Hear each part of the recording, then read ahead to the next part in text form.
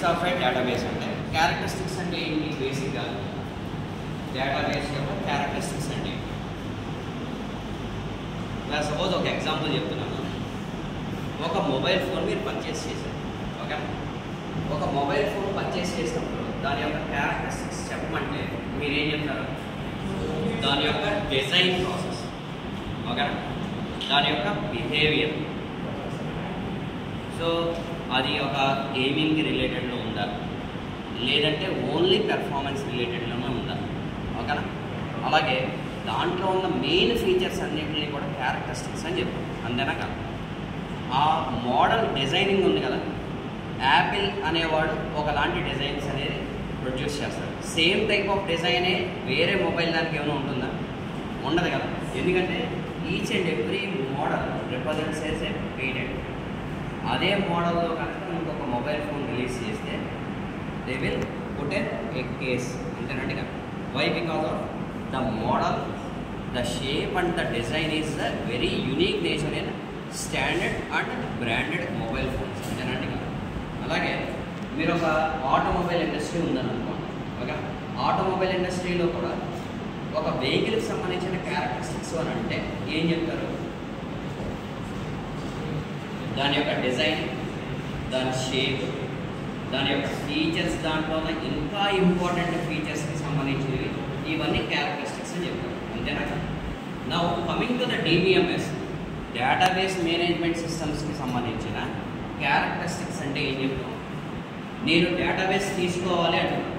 So database తీసుకుంటున్నప్పుడు ఏం చేయాలి? రిపిటేషన్ లేకుండా ఉండాలి. రిపిటేషన్ అంటే ఏంటి? ఇలా సపోజ్ ఒక డేటా నేను సేవ్ చేశాను, మళ్ళీ అదే డేటా మళ్ళీ నేను సేవ్ చేస్తున్నాను అనుకోండి, బై డిఫాల్ట్గా ఏమవుతుంది? నేను డేటాలో ఏది నేను రిట్రీవ్ చేయాలో నాకు తెలియదు. పూర్తిగా రెండు వచ్చేస్తాయి ఇన్ఫర్మేషన్. ఆ రెండు డిఫరెంట్గా ఉన్నాయనుకోండి, ఏది కరెక్ట్ ఏది తప్పు, అంతేనా? సో ఏది రైట్ ఏది రాంగ్ అనే జస్టిఫికేషన్ నేను చేసుకోలేదు, ఓకే? డేటా తీసుకుంటున్నప్పుడు రాంగ్గా ఇస్తే, సపోజ్ రాంగ్ ఇన్ఫర్మేషన్ నాకు వచ్చింది, సో దట్ ఏమవుతుంది? నాకు డేటా అనేది నేను మళ్ళీ రిట్రీవ్ చేసుకుంటున్నప్పుడు ఏమవుతుంది? రాంగ్ ఇన్ఫర్మేషన్ బయట. దానివల్ల ఉపయోగం ఉందా? లేదు. అసలు డేటా దానికి సంబంధించింది తీసుకోలేదు, ఓకేనా? ఇక్కడ నేను డేటాని క్వైరీ అడిగితే ఏమవుతుంది? సపోజ్ మీరు ఒక ప్రోడక్ట్ చేయాలని అనుకున్నారు, కావాలి, ఓకేనా? పర్చేస్ చేయాలి. ఆ ప్రోడక్ట్కి సంబంధించింది మీరు క్వైరీలో పెట్టారు, ఏమవుతుంది? ఇన్ఫర్మేషన్ అక్కడ ఉంటే వస్తుంది, లేకపోతే ఏమవుతుంది? నాట్ ఫౌండ్ అని వస్తుంది, అంతేనా? సింపుల్ అండి. సపోజ్ ఇన్ఫర్మేషన్ ఉంది ఆ ప్రోడక్ట్కి సంబంధించింది, ఓకేనా? ఆ ఫోటో వేరేగా ఉంది, ప్రోడక్ట్కి సంబంధించిన డిస్క్రిప్షన్ వేరేగా ఉంది అనుకోండి, మీకు ఏమర్థం అవుతుంది? అంటే డేటా అనేది వ్యాలిడ్గా లేదు అని అర్థమైంది, ఓకేనా? అందరికీ అర్థమవుతుందని చెప్పేది ఎగ్జాంపుల్స్. సో క్యారెక్టరిస్టిక్స్ అని అంటే మీరు ఏం అబ్జర్వ్ చేయాలి? ఒక ఆర్గనైజేషన్కి సంబంధించిందైనా అనుకోవచ్చు, లేదంటే ఒక ప్రోడక్ట్కి సంబంధించిందైనా అనుకోవచ్చు, ఏదైనా సరే క్యారెక్టరిస్టిక్స్ అనేది. ఇప్పుడు ఈ DBMS అనే దాంట్లో క్యారెక్టరిస్టిక్స్ అని వేట్ అంటారంటే there is no repetition, consistency in the data, ఓకేనా? అంటే ప్రాపర్ ఇన్ఫర్మేషన్, యాడిక్వేట్గా ఉన్న ఇన్ఫర్మేషన్ కావాలి, అంతేనండి కదా. ఇన్యాడిక్వేట్ అంటే ఏంటి? సరిగ్గా లేకపోవడం, అవునా?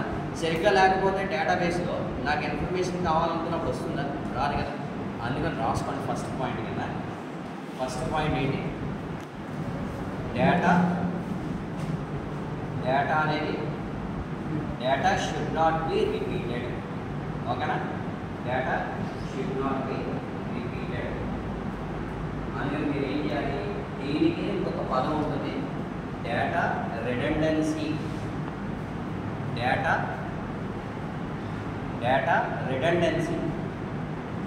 రిడెండెన్సీ అంటే రిపిటేషన్ అని, ఓకేనా? డేటా అనేది ఏమవ్వాలి?